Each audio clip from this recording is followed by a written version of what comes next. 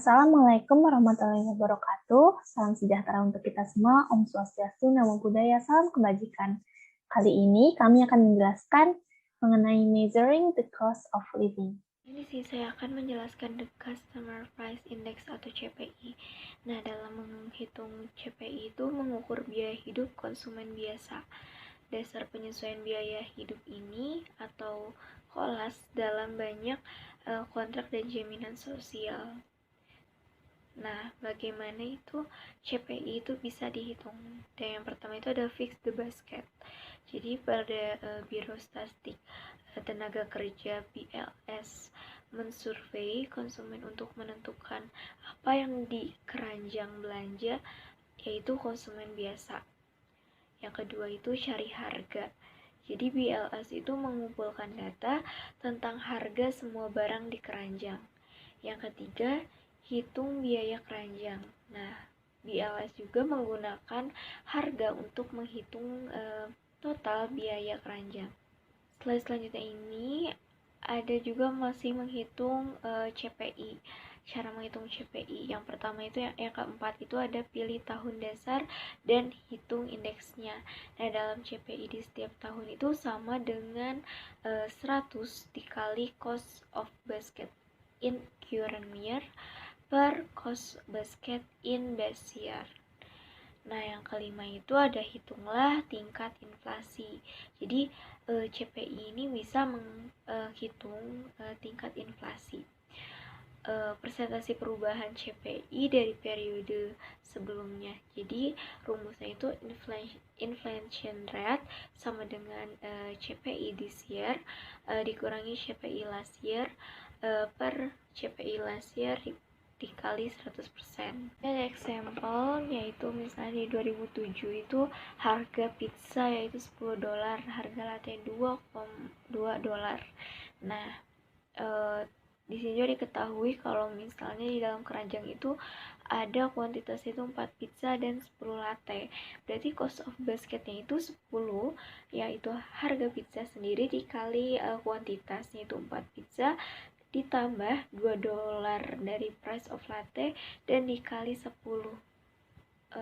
kuantitas latte sama dengan $60 seperti itu. Selanjutnya di 2008 juga ada price of pizza yaitu $11 dikali 4 pizza yang tadi kuantitasnya. Selanjutnya price of latte-nya 2,5 dikali 10. Jadi 11 dikali 4 ditambah 2,5 dikali 10 sama dengan $69. Selanjutnya di 2009 pun sama menghasilkan cost of basketnya itu $78. Selanjutnya compute CPI in each year. Nah, jadi di 2007 itu cara untuk menghitung CPI-nya itu kan tadi rumusnya itu 100 dikali cost of basket in current year per cost of basket in base year. Berarti 100 dikali 60 per 60. Jadi tahun itu per tahun dasar ya.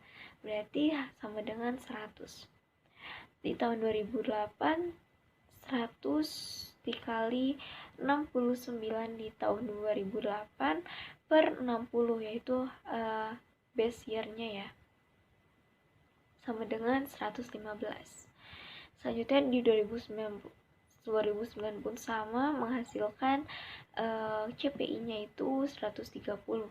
Berarti kita bisa menghitung inflation rate-nya. Jadi dari 100 ke 115 itu naik sebesar 15%, dari 115 ke 130 itu naik sebesar 130.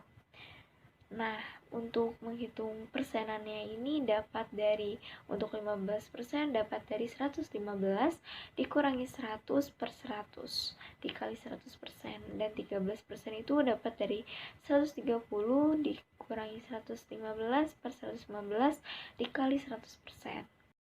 Sekarang saya akan menjelaskan tentang permasalahan dalam mengukur cost of living.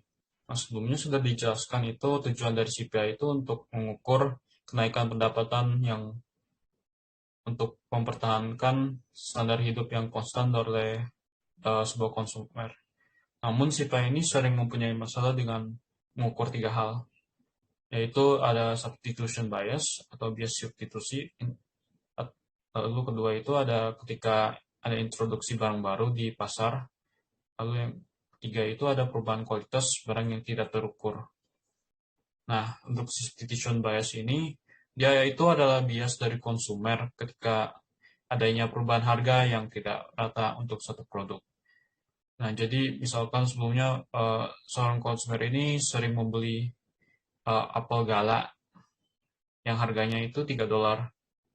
Namun ketika uh, ada perubahan harga dari apel gala ini dari $3 itu menjadi 4,5, dan ada produk substitusi itu yaitu apel merah yang sebelumnya itu 3,5 per buah yang naik hanya 0,5 sehingga menjadi $4. Nah, konsumen ini bisa memilih untuk mensubstitusi produk apel gala ini untuk apel merah karena apel merahnya ini produk yang lebih murah.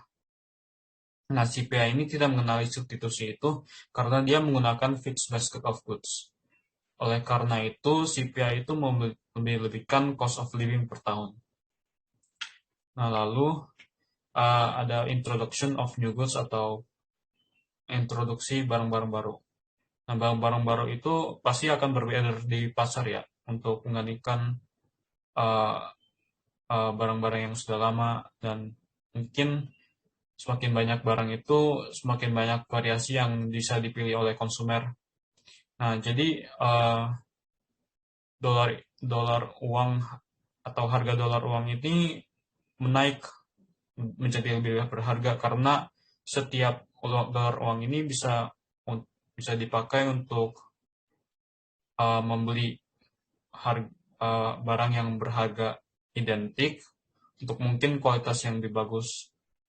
Nah, oleh karena ini CPI itu tidak mempunyai efek dari barang baru karena dia tidak merefleksi peningkatan harga dolarnya. Lalu yang terakhir itu ada unmeasured quality of change. Nah, ini dia permasalahan ini bergantung pada seberapa konstan sebuah perusahaan ini bisa mengeluarkan barang-barang yang berkualitas dan harga yang sama selama bertahun-tahun dia kerja. Nah, perubahan kualitas suatu barang ini jika dia menurun, misalnya dengan harga yang sama, dia secara efek dia akan mengurangi nilai harga uang. Sementara jika dia misalkan perubahan kualitasnya itu menaik dengan harga yang sama, dia akan menguatkan nilai harga uang. Nah, oleh karena ini kualitas suatu barang itu sulit untuk dicatat karena dia itu tidak terlalu apparent atau kelihatan oleh konsumer. Nah, sehingga CPI ini mempunyai permasalahan dalam memperhitungkan efek kualitas terhadap nilai uang. CPI versus GDP deflator. Ekonom dan pembuat kebijakan biasanya memantau CPI dan GDP deflator untuk mengukur seberapa cepat kenaikan harga-harga. Nah, biasanya GDP deflator dan CPI ini memberikan informasi yang mirip, tapi ada dua perbedaan yang bisa membuat dua statistik tersebut menyimpang. Yang pertama yaitu untuk GDP deflator. GDP deflator itu mencerminkan harga semua barang dan jasa yang diproduksi secara domestik. Sedangkan bedanya dengan CPI, yaitu CPI mencerminkan harga barang dan jasa yang dibeli konsumer. Contohnya adalah harga pesawat produksi Boeing yang dijual ke Air Force naik. Walaupun produksi pesawat tersebut masuk ke dalam GDP, tetapi pesawat itu bukanlah barang yang biasa dibeli oleh konsumer, yang biasa masuk ke dalam keranjang barang dan jasa CPI, sehingga kenaikan harga pesawat tersebut berpengaruh terhadap GDP tetapi tidak terhadap CPI. Contoh yang kedua yaitu Volvo, perusahaan dari Swedia, menaikkan harga mobilnya.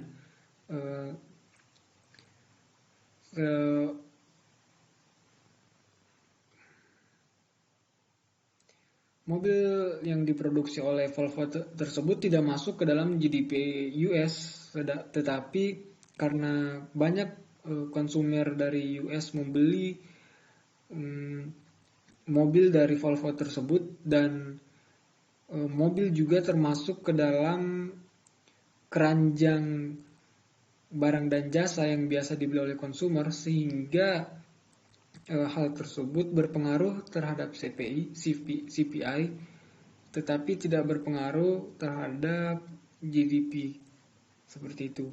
Nah, untuk yang perbedaan kedua yaitu GDP deflator membandingkan harga barang dan jasa yang diproduksi saat ini dengan harga barang dan jasa yang sama pada base year.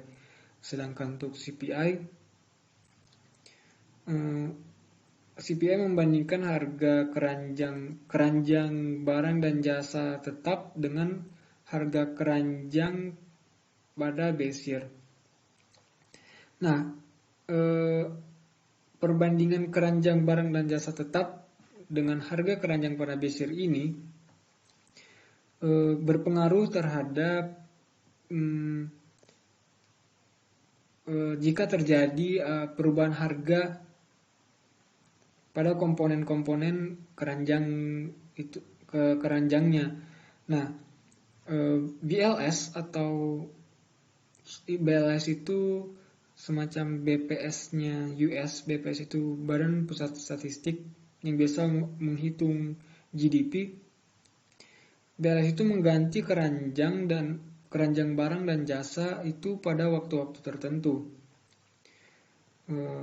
Sedangkan GDP deflator, karena yang digunakan adalah barang dan jasa yang diproduksi saat ini dibandingkan dengan harga barang dan jasa yang sama pada base year, sehingga kelompok barang dan jasa yang digunakan untuk menghitung GDP deflator berubah otomatis dari waktu ke waktu. Nah, perbedaan ini sebenarnya tidak penting kalau semua barang berubah secara proporsional. Tapi kalau harga barang dan jasa yang berubah dengan jumlah yang bervariasi, cara menimbang variasi harga-harga tersebut penting untuk tingkat inflasi keseluruhan. Ini summary yang tadi, bisa dibilang summary buat yang tadi. Untuk CPI dan GDP deflator, untuk barang konsumer import, CPI itu tidak termasuk. CPI itu termasuk seperti tadi ya, yang mobil perusahaan dari Volvo. Dan untuk GDP deflator dia nggak termasuk. Sedangkan untuk barang modal CPI tidak termasuk, tetapi GDP deflator termasuk kalau diproduksinya domestik, seperti contoh yang pesawat Boeing tadi.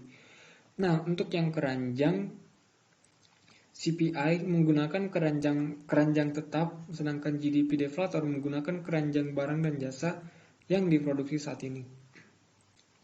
Nah, hal ini penting kalau perbedaan harga-harga berubah dengan jumlah yang berbeda. Seperti yang tadi juga dijelaskan ya. Nah, ini dia grafik yang menunjukkan tingkat inflasi US yang dihitung berdasarkan GDP deflator dan CPI. Dihitungnya setiap tahun dari tahun 1965. Nah, kalau kita lihat pada grafik ini, ada beberapa tahun yang CPI dan GDP-nya itu menyimpang. Kenapa penyebabnya? Seperti yang tadi dijelaskan ya, ada dua perbedaan GDP dan CPI yang bisa membuat kedua statistik tersebut menyimpang. Nah, kalau kita lihat pada tahun 1979 dan 1980, CPI lebih tinggi dari GDP deflator karena harga minyak naik. Nah, perlu diketahui di US, mereka itu mengimpor minyak untuk konsumsi lebih banyak dari mereka memproduksinya. Sehingga ketika harga minyak di dunia naik karena US mengimpor minyak lebih banyak ketimbang produksi dan importnya itu untuk konsumsi, sehingga CPI lebih tinggi ketimbang GDP deflator seperti itu. Selanjutnya, correcting economic variables for the effect of inflation. Jadi membenarkan variabel ekonomi dari efek inflasi. Nah, inflasi ini menjadi salah satu alasan mengapa kita sulit untuk membandingkan suatu harga, misalnya dolar atau rupiah, dari berbagai waktu. Misalnya kalau ada contoh nih, minimal wage atau upah gaji minimum itu 11,5 dolar pada Mei 1980 dan 38 dolar pada Mei 2021. Apakah mereka yang mana yang lebih tinggi? Apakah kita lihat Mei 2021 nih lebih tinggi kan nilai dolarnya? Apakah lebih memiliki daya beli? Apakah sebenarnya memang lebih tinggi yang 2021 daripada 1980? Nah, untuk mengetahuinya, ada rumus untuk membenarkan variabel ekonomi dari efek inflasi ini. Comparing dollar figures from different times.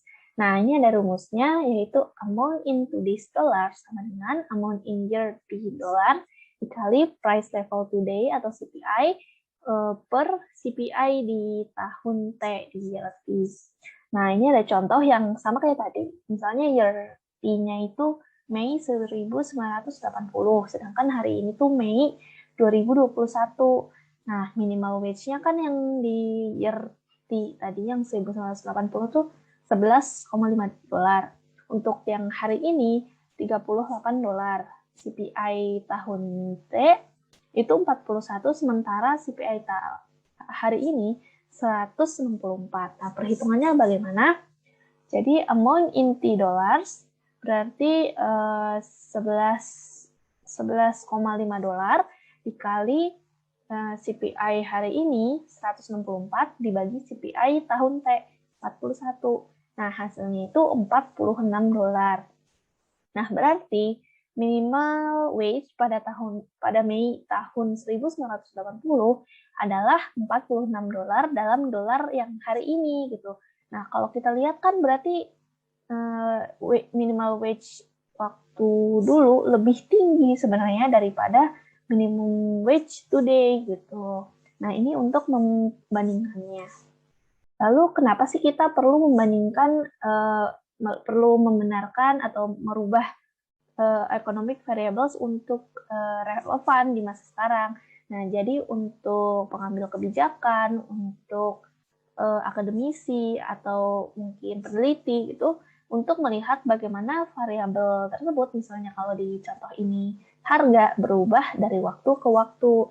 Nah, misalnya nih ada di US minimum wage in current dollar and today's dollar 1960 sampai 2010. Nah, bisa kita lihat pada 2010 tuh sama current dolar itu berapa di sini? Ada tahunnya dan dolar per jamnya untuk minimum wage-nya tuh. Jadi kita bisa lihat zaman dulu tuh uang segini tuh berharganya sama nggak sih sama uang pada nominal yang sama di tahun sekarang. Selanjutnya saya akan menjelaskan tentang indexation. Nah, saat membandingkan nilai dolar dari waktu yang berbeda, indeks harga digunakan untuk mengoreksi efek inflasi. Nah, indexation ini merupakan koreksi otomatis oleh hukum atau kontrak dari jumlah dolar untuk efek inflasi. Contohnya itu, beberapa kontrak jangka panjang antara perusahaan dan serikat pekerja mencakup indeksasi sebagian atau seluruhnya dari upah ke CPI atau Consumer Price Index. Nah, tunjangan biaya hidup atau dalam bahasa Inggris cost of living allowance secara otomatis menaikkan upah saat CPI naik. Nah, indeksasi juga merupakan fitur dari banyak undang-undang. Misalnya adalah manfaat jaminan sosial yang setiap tahunnya disesuaikan untuk mengkompensasi orang tua atas kenaikan harga. Selanjutnya, real versus nominal interest rate. Nominal interest rate atau tingkat bunga nominal merupakan tingkat bunga yang tidak dikoreksi untuk inflasi. Nominal interest rate merupakan tingkat pertumbuhan nilai dolar dari deposito atau utang. Lalu ada juga real interest rate atau tingkat bunga real. Nah, tingkat bunga real ini dikoreksi untuk efek inflasi. Lalu tingkat bunga real juga merupakan tingkat pertumbuhan daya beli, deposito atau utang. Nah, untuk menghitung tingkat bunga real adalah dengan mengurangi tingkat bunga nominal dengan tingkat inflasi. Selanjutnya ada contoh menghitung tingkat bunga real. Nah, deposit sebesar 1.500 untuk 1 tahun, lalu tingkat bunga nominalnya adalah 7% dan inflasi sebesar 3%. Maka untuk menghitung tingkat bunga real, kita perlu mengurangi tingkat bunga nominal dikurangi tingkat inflasi, yaitu 7% dikurangi 3% sama dengan 4%. Maka daya beli dari deposit 1.500 mengalami kenaikan sebesar 4%.